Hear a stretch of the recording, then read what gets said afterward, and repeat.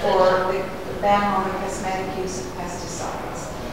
And it took us 11 years, very steadfast, but because of that, we had partnerships, including with the town of Aurora, and we developed this workshop to show people that they don't have to use chemicals. So, as I say, it's interactive, just shout, and you don't need to look at me, you can look at there. So, save time and money. Okay. So, how does your grass grow? This is normal growth. It's starting to warm up outside. Your grass, 60% of the top growth is in the first 6 weeks, and the root growth is active in cooler weather. So right now that is what you want. And then you'll get the summer stress where the grass will go brown, drought, and especially with watering restrictions, and then all of a sudden your grass will perk up again and look a lot better in the fall, and then it will go dormant. So the goal for your lawn is to develop a strong and healthy root system. So right now, everybody's grass, I can guarantee, is like the image on the right. We want the deep roots, go for moisture, get away from pests, and so what you have to do is resist the urge to fertilize in spring, because it's full of, you've got the 3 numbers, and that number is full of 30 nitrogen, and all it does, it'll grow anyway at the top. So you want the roots to grow. You don't need to put nitrogen for the top to grow. It's going to do it all by itself.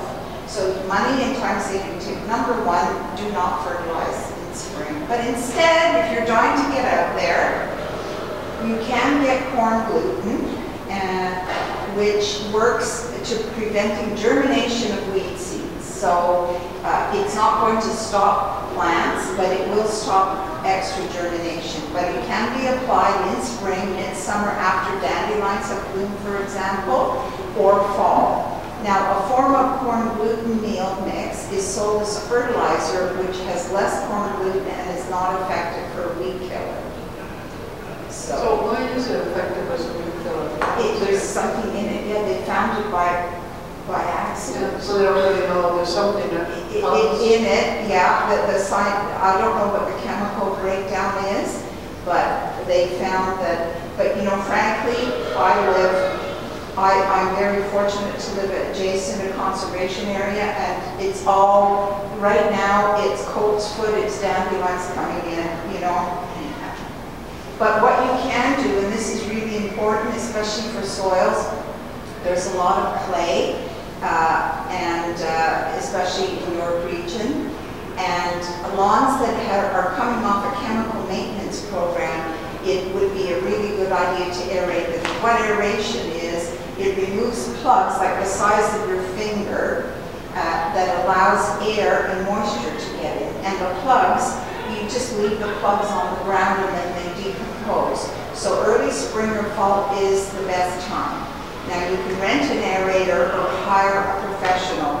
I would hire a professional. I rented an aerator once. Oh my God. This thing, I used to live on Lake Wilcox, and it was a slope going into the lake. And this aerator was huge. It must have been 200 pounds. Anyway, I got it out, and it ran off on me. I had to chase it. It nearly went into the lake. It's a huge, huge, heavy thing. So now, because they can't do chemicals anymore, a lot of the lawn care maintenance people just offer like aeration. You can come at $79 and they can aerate your lawn. So that's an option, and that is a good thing for heavy soil.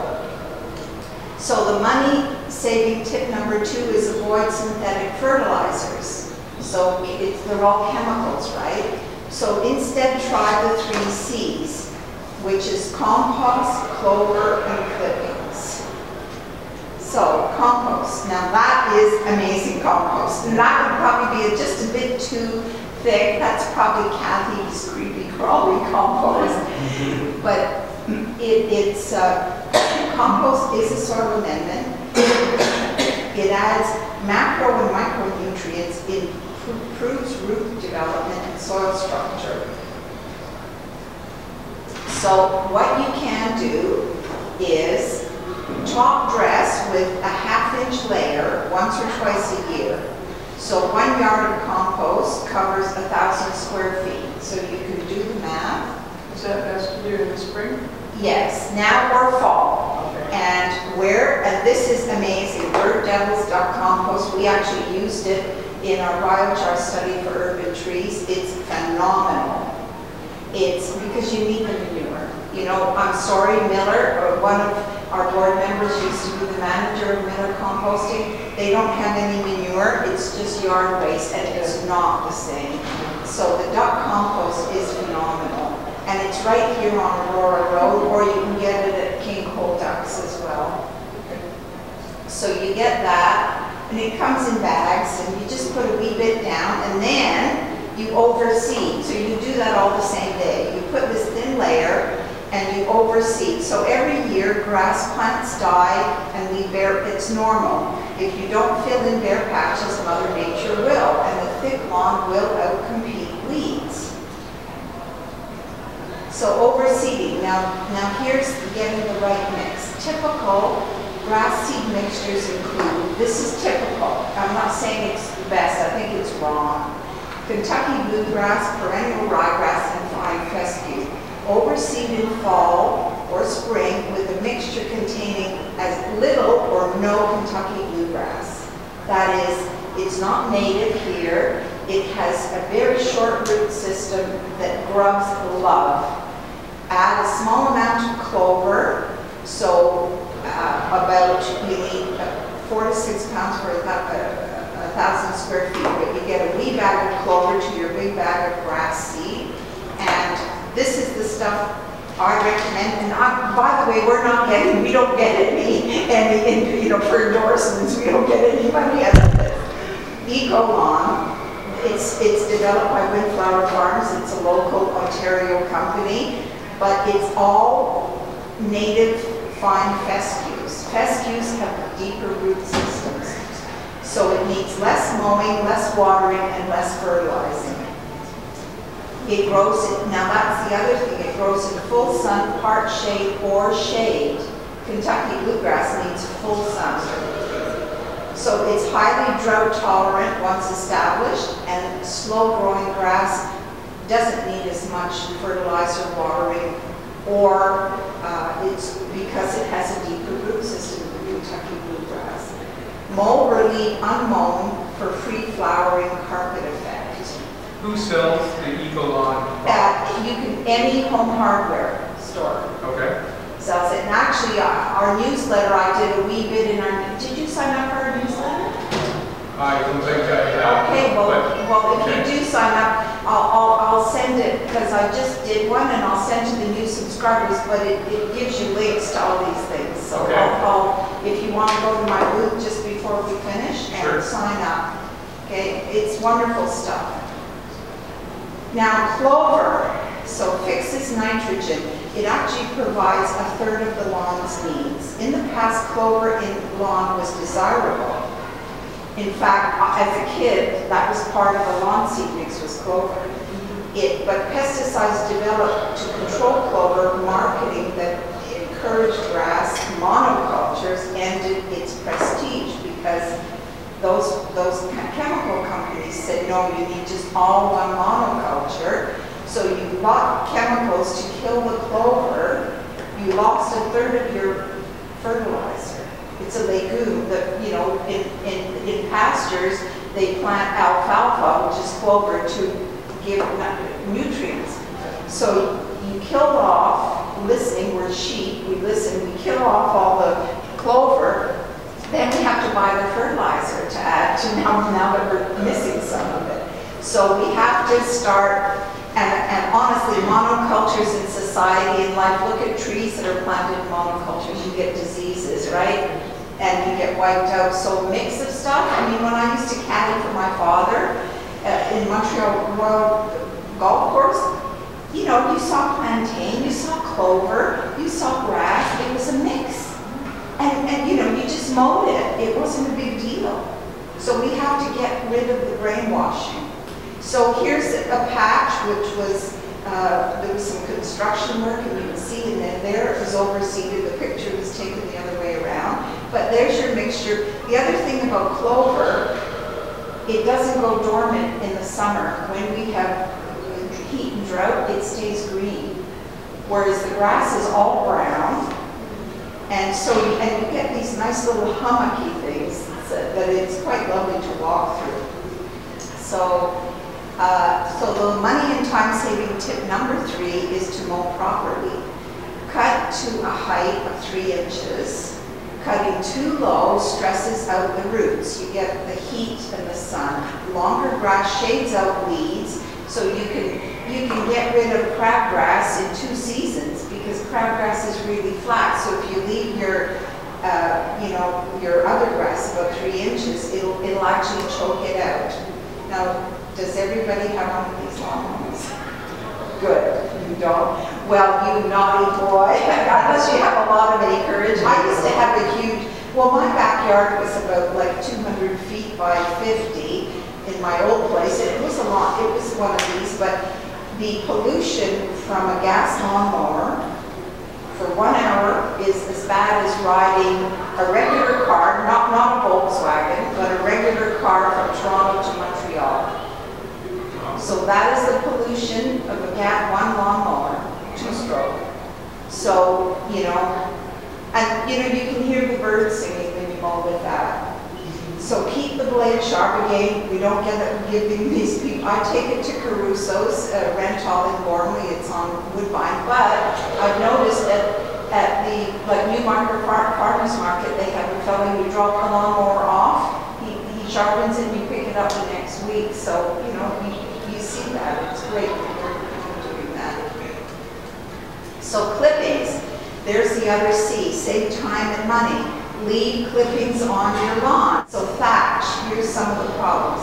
Thatch is a layer of dead, fibrous material, mostly turf stems and roots found at the soil surface. Some thatch, less than a ½ inch, is okay, as it helps keep soil moist and cool. But thicker layer stops air and water from penetrating into and of course, chinch bugs love thatch, so it harbors insects. Now, how you get thatch is, do I say that there? Yeah, irrigation systems. I used to be a landscape designer and in a former incarnation, and would go out and plant, and you'd see irrigation which go on for 20 minutes a day, and there's not enough moisture, so everything's coming up to the surface. All the roots are at the surface. Thatch is from that, from over-fertilizing too.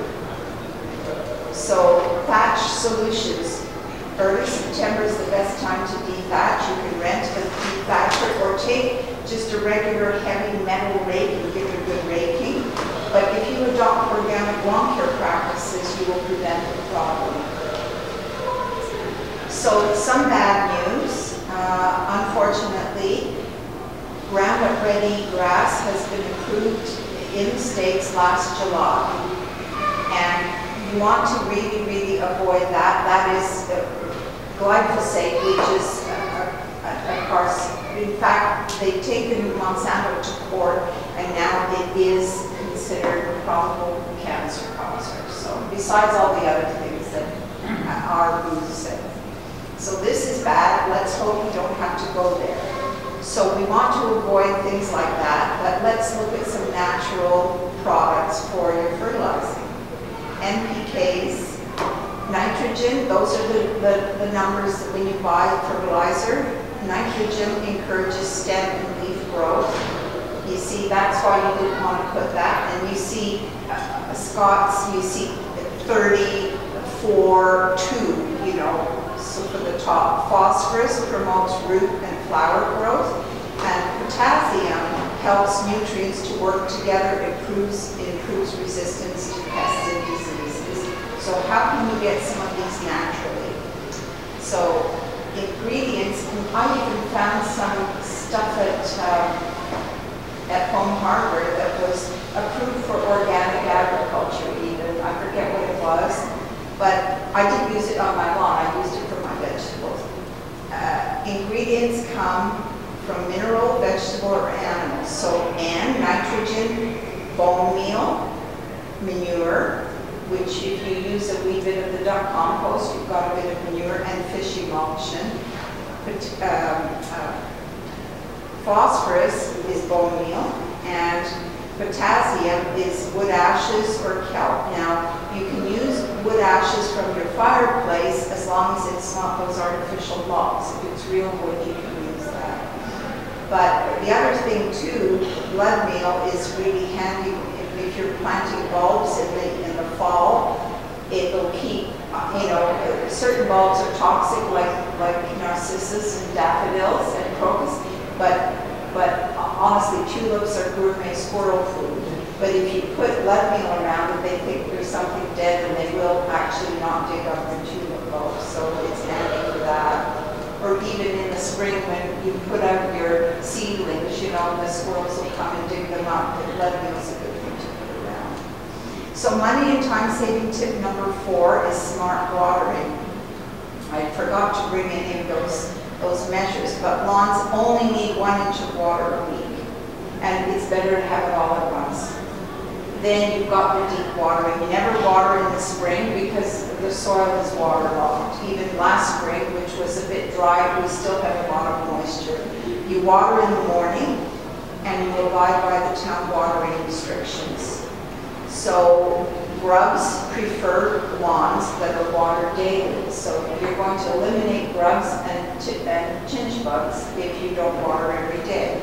So how do you get an inch, how do you know about an inch of water? Well, you get a tin of tuna, you eat the tuna, and then you put the tin down, and you've got your water, you look, okay, it's 6:45 in the morning, and you look, and then when that tin is full, you've got your inch, so 6:45, oh, it's 10 to 8, so you've got 55 minutes will get you 1 inch of water, and that's, so okay?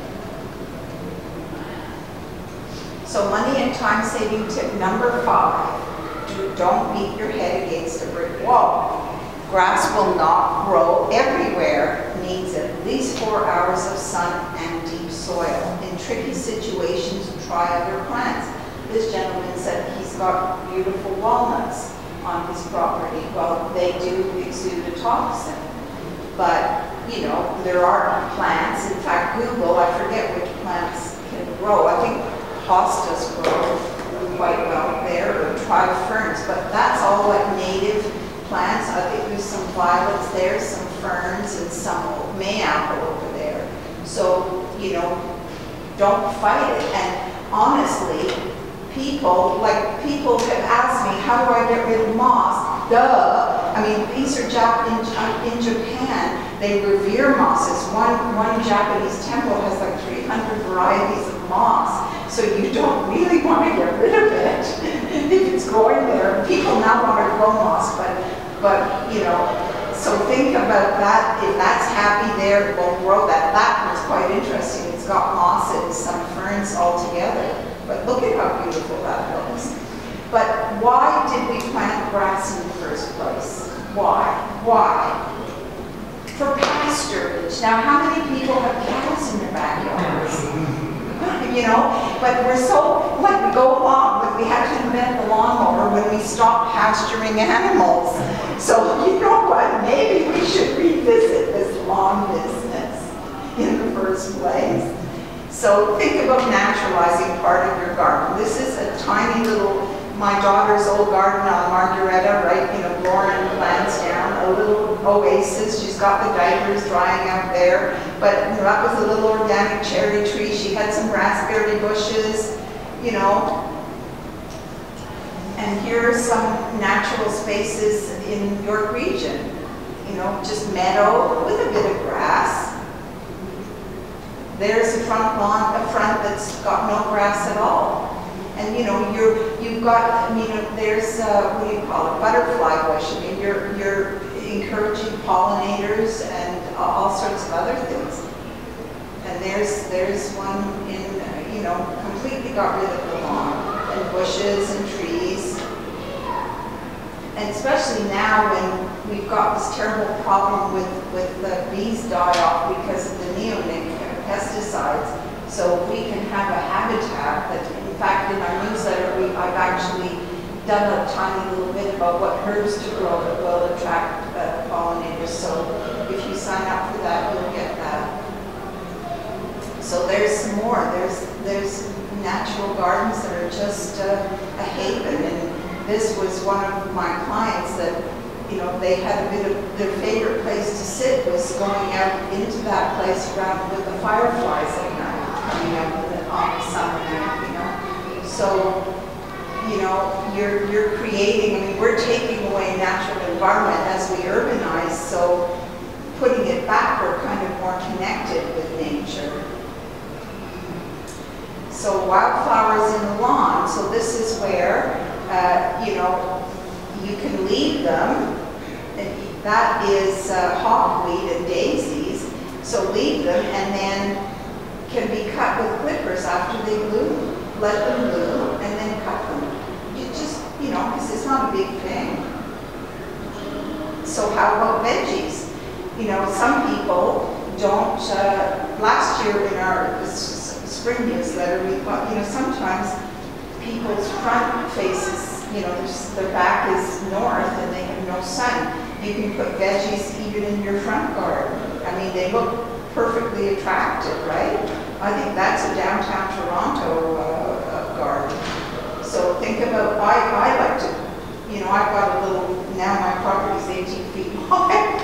I put veggies in planters and things like that. So kids, bees, and butterflies love it wild. So there's a tiger swallowtail on some hawkweed, and that hawkweed was blooming, the yellow hawkweed was blooming in the other garden. So now nature will fill the space if you don't. So be it overseeding with clover and grass seed or naturalizing. This appeared in my front once when I was too busy landscaping everybody else. And all of a sudden, I just didn't weed, I mean, there was no grass in my front, it was all, but all of a sudden, and I had some friends over for Thanksgiving, said, oh my God, you've got Aster pilosa. I said, wait, is that kind of aster? I was wondering what kind. But, you know, and he was quite impressed. I said, good. So, you know, sometimes being more light-handed, you have wonderful surprises. Like this year, in my front, it's tiny, my front, but what came up, I don't know how it got there, but I have the, you know, spring plants are called ephemerals because they die back, eh? Like trilliums, you won't see them later on, but I've got a Dicentra cucularia, which is like Dutchman's breeches, that are a woodland plant. They come up in my front. So, you know, you can't be overzealous with the weeding because you get wonderful surprises. So how dare we call these plants weeds, you know, when they provide, you know, habitat and provide nectar and things for. So there are examples. These are noxious weeds, okay? I took a picture of that ragweed actually by my super mailbox. And ragweed that will cause allergies. But people think that, you know, they think that goldenrod causes allergies. It blooms at the same time, but goldenrod is sticky. The pollen is sticky. That doesn't, but this ragweed is ugly. Nothing goes to it, so it's airborne. And of course, poison ivy, which does grow in our woodlands, and of course, garlic mustard is the bane of our forests now. But I tell people to dig it up and make pesto out of it. No, it makes I have a recipe for pesto. It's delicious. Garlic mustard pesto, yeah. Use it. So those are the noxious weeds you have to be careful of. So let's review the problems. Crabgrass. We talked about by leaving your grass growing 3 inches, you will eliminate crabgrass in 2 years. You won't even have to pull it out. So I told you there's a whole bunch of things you don't have to do now. You know that. So you can take it easier, okay? And you have to relax. And then one thing you have to do is not be, you know, anal about your lawn. I mean, don't go and look and say, oh my God, look at that. You know, you have to sort of step back and go even across the street. And you step back and you look and your lawn looks great because the grass is always greener on the other side. Okay, that's it. Done. Yeah, pick up one of those if you want to sign up for a newsletter. Look at, I talked really, what time is it? A couple of questions, if you don't mind. So, when you're overseeding, like this time of year, is it with compost or topsoil? What you compost? Topsoil is heavy, too heavy. The duck compost, the stuff, it's just amazing. Yeah. You just put a wee bit of it on. They sell it bagged.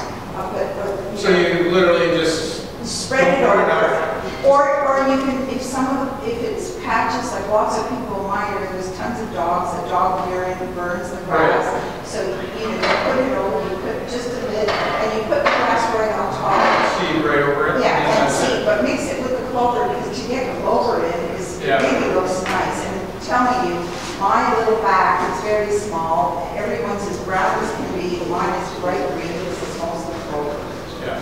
So it costs, and again, Home Hardware, if you go online, they didn't have it in stock, or maybe they did last time, but the year before I had to order it online, but you get a little bag, and you know, it's like 11, I don't know, I forget how much it was, but you know, and you can keep the seed over if you need, but you use a lot because the birds have some of it too. Right. Okay. Yeah, I think I saw it at Home Hardware, it was like 20 bucks for like, it's not cheap stuff, I know. What? Clover.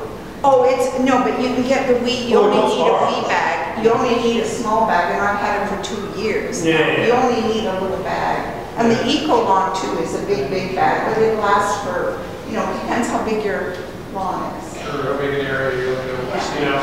Yeah. Okay. So